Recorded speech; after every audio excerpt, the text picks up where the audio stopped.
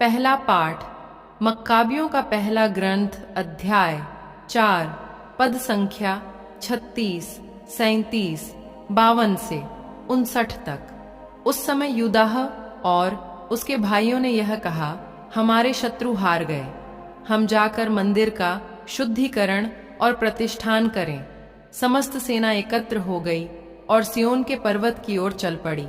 148वें वर्ष के 9वें महीने अर्थात किस्लेव के 25वें दिन लोग पौ फटते ही उठे और उन्होंने होम की जो नई वेदी बनाई थी उस पर विधिवत बलि चढ़ाई। जिस समय और जिस दिन गैर यहूदियों ने वेदी को अपवित्र कर दिया था, उसी समय और उसी दिन भजन गाते और सितार, वीणा तथा झांझ बजाते हुए उन्होंने वेदी का प्रतिष्ठान किया। सब लोगों ने दंडवत कर आराधना की और ईश्वर को धन्य कहा जिसने उन्हें सफलता दी थी। वे आनंद के साथ होम, शांति तथा धन्यवाद का यज्ञ चढ़ाकर 8 दिन तक वेदी के प्रतिष्ठान का पर्व मनाते रहे। उन्होंने मंदिर का अग्रभाग सोने की मालाओं तथा ढालों से विभूषित किया। फाटकों तथा याजकों की शालाओं को मरम्मत किया और उनमें दरवाजे लगाए। लोगों में उल्लास था और उन पर लगा हुआ गैर यहूदियों का कलंक मिट गया। यूदाह ने अपने भाइयों तथा इज़राइल के समस्त समुदाय के साथ यह निर्णय किया कि प्रतिवर्ष इसी समय अर्थात किस्लेव के 25वें दिन से लेकर 8 दिन तक वेदी के पुनः प्रतिष्ठान का पर्व उल्लास तथा आनंद के साथ मनाया जाएगा। यह प्रभु की वाणी है। ईश्वर को धन्यवाद। सुसमाचार संत लूकस अध्याय 19 पद संख्या 45 से 48 तक।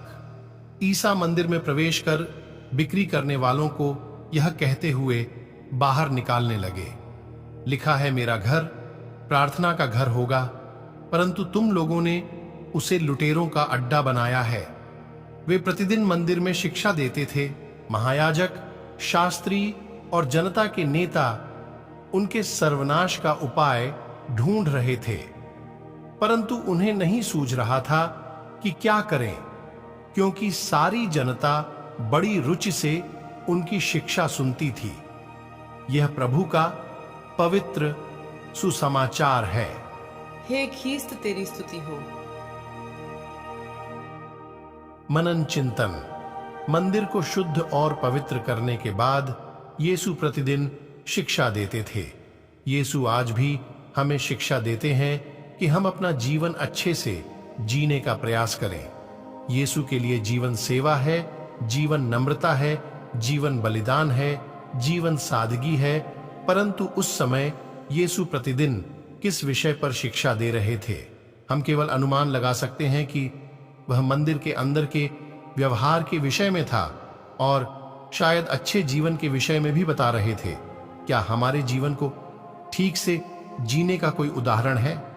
बेशक वो और कोई नहीं बल्कि स्वयं प्रभु यीशु हैं। उनका जीवन हमारे लिए सर्वोत्तम उदाहरण है। क्या हम उनके जीवन का अनुसरण करने का साहस रखते हैं? आइए हम भी यीशु के समान एक शिक्षक बने।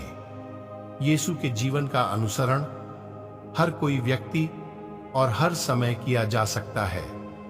आइए हम सभी आज के वचन पर मनन चिंतन करें। आज के वचन को सुनने वाले सभी विश्वासी भाई बहनों को परमेश्वर आशीष प्रदान करे। आमीन।